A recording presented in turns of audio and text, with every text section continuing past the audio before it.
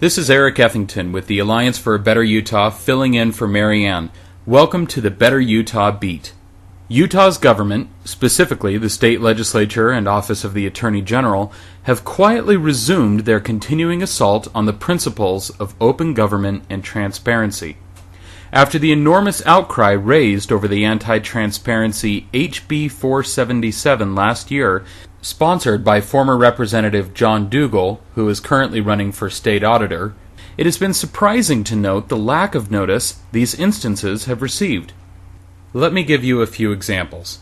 In a strategic political move during the 2012 legislative session, Senator Margaret Dayton quietly passed Senate Bill 21, which stripped several environmental regulatory boards of the requirement to have medical and other professional representatives on their boards, replacing them with so-called industry representatives.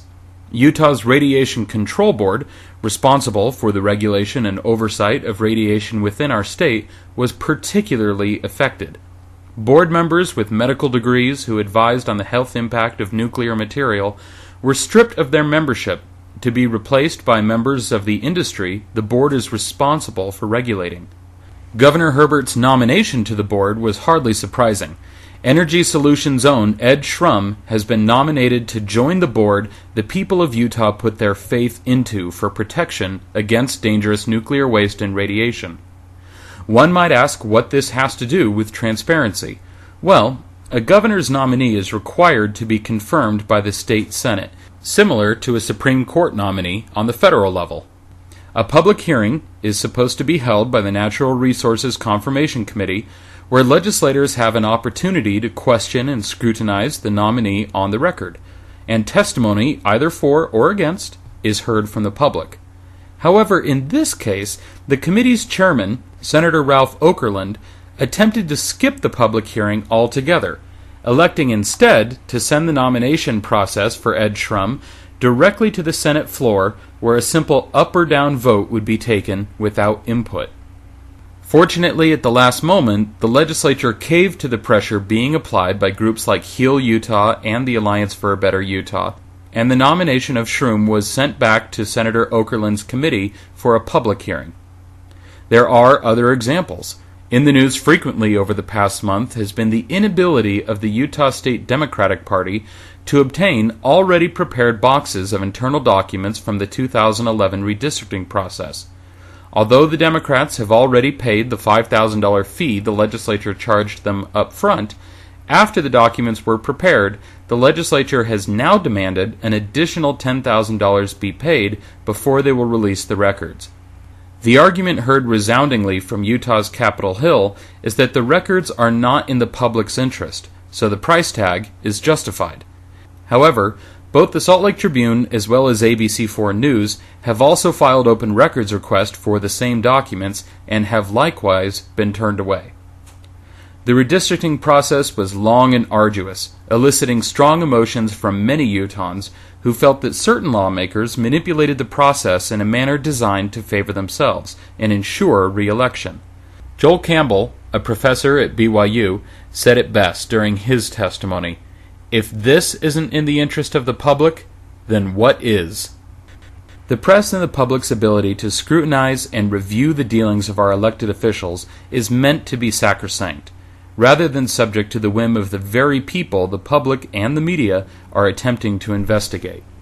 As Better Utah's Executive Director Mary Ann Martindale said during her testimony before the committee this week, despite the repeal of HB 477, a skeptic might think it lives on in spirit in the halls of the Utah Capitol. We were extremely disappointed that the Utah legislature has chosen to continue to breed a tone of secrecy. Hiding behind statute while placing enormous financial roadblocks in front of transparency is not the spirit of democracy.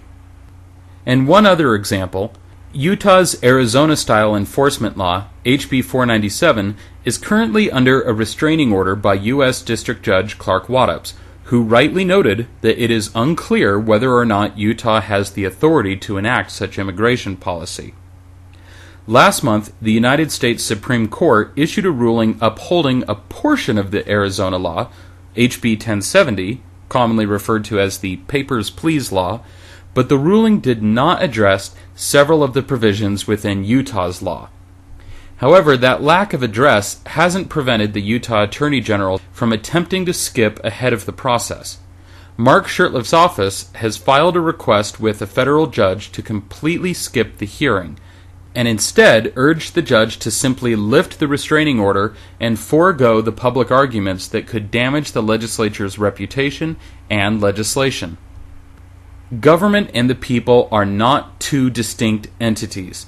Government is the people, formed by the people, and in a representative democracy is elected to do the business of the people.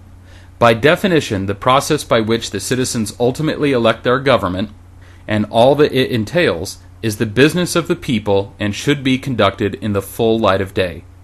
The right of the press and the right of the public to be able to scrutinize the actions of those we elect to office is a cornerstone of our democracy. We would strongly urge the legislature, the Attorney General's office, and all other elected officials in Utah to remember the lessons of HB 477 and the cost of keeping the public in the dark. Until next week, this is Eric Ethington with the Alliance for a Better Utah with this week's edition of the Better Utah Beat. Have a great week, and remember that together we can make a better Utah. For more info, please visit betterutah.org.